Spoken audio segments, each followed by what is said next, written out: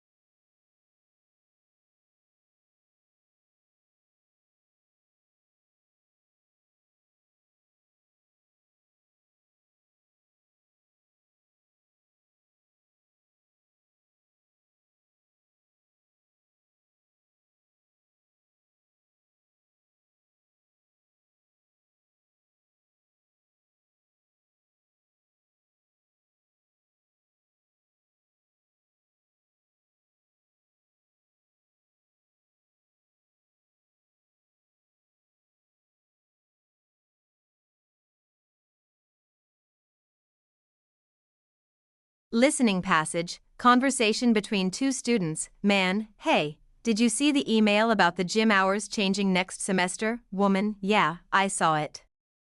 Honestly, I think it's a terrible idea. Man: Really? I figured most people don't use it that early anyway. Woman: Maybe not a lot, but for students like me, those early hours are essential. I've got classes from 9 to 3 and then work until 7, so mornings are the only time I can work out. If they push opening to 9, I won't be able to go at all. Man: Yeah, I guess that's tough. Woman: Plus, if they're trying to save money, they could have tried other solutions first, like switching to LED lights or limiting the number of treadmills running, not cutting hours. They didn't even ask for student input. Man: That's a good point. They should have surveyed students first.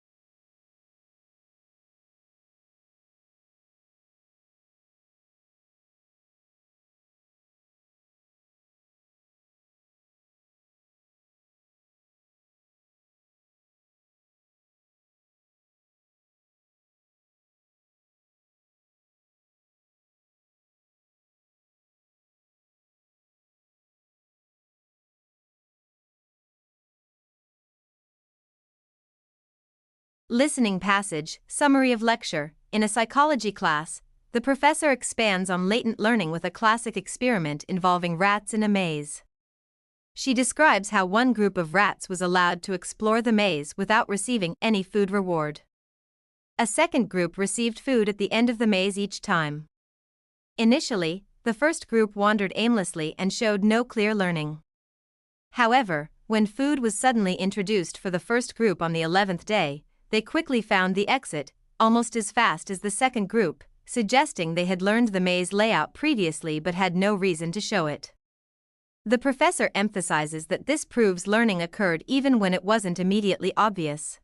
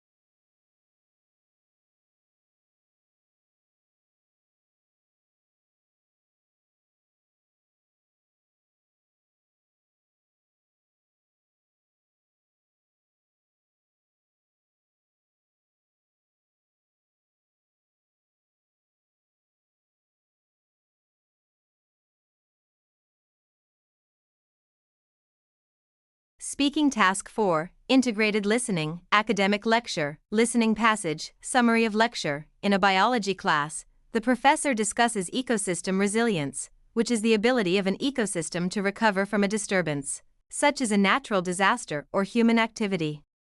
He explains that resilient ecosystems return to their original state quickly, while less resilient ones may take decades or never fully recover. The professor gives 2 examples. First, he talks about grasslands. These ecosystems often experience wildfires, but many grass species have evolved to not only survive but even benefit from fire. Their roots are deep and survive underground, and some even require fire to release seeds.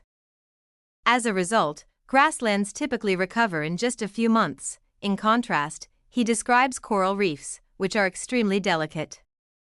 When ocean temperatures rise or pollution increases, coral bleaching can occur. Corals grow slowly, and once damaged, they take years or decades to rebuild, if at all. Additionally, coral reefs depend on a complex balance between water quality, temperature, and marine species, making recovery even more difficult.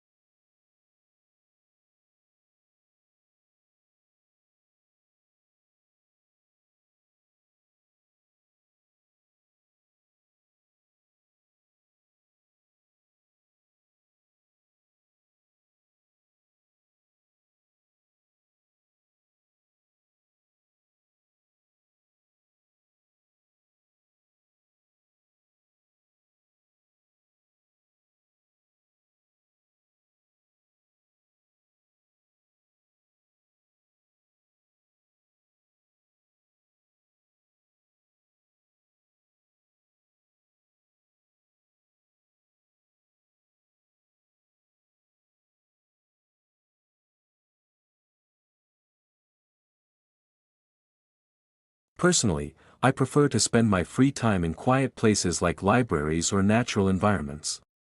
These settings help me relax, reflect, and escape from the constant noise of daily life.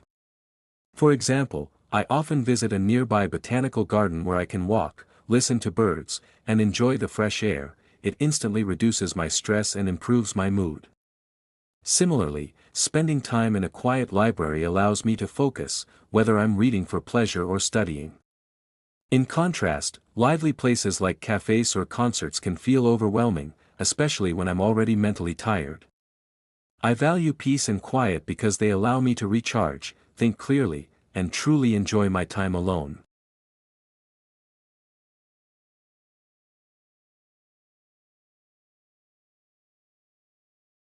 Answer Task 2. The woman disagrees with the university's decision to open the gym later in the morning. She feels this change will negatively impact students like her who depend on early hours to exercise. She explains that her schedule is packed, She has classes starting at 9 a.m. and a part-time job in the afternoon, so the early morning is the only time she can work out. If the gym starts opening at 9, she'll lose that opportunity completely. Additionally, she criticizes the university for not exploring other cost-saving options. She mentions they could switch to energy-efficient lighting or use motion sensors to control electricity use, instead of cutting services. She also points out that the university made the decision without gathering student feedback, which she finds unfair. Overall, she believes the decision is inconvenient and poorly planned, especially for students with tight schedules. Latent learning is when someone learns something without showing any immediate signs of it, and the learning only becomes obvious when there's a reason to demonstrate it. In the lecture, the professor explains this through an experiment with rats in a maze. One group of rats explored the maze without any reward, while another group received food at the end. At first, the unrewarded rats didn't seem to learn the maze. But when food was introduced later, they quickly found the exit, just like the trained group.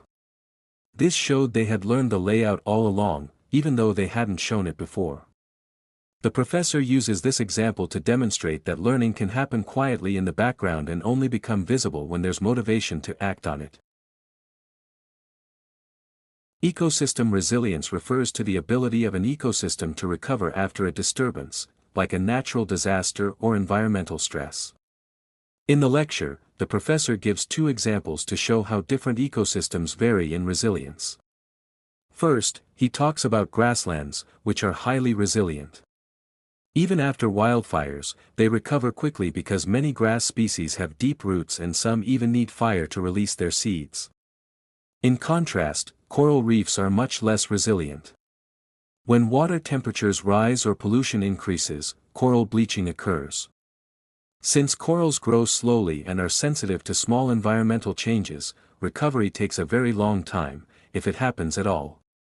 These examples show that while some ecosystems bounce back quickly, others struggle to return to their original state.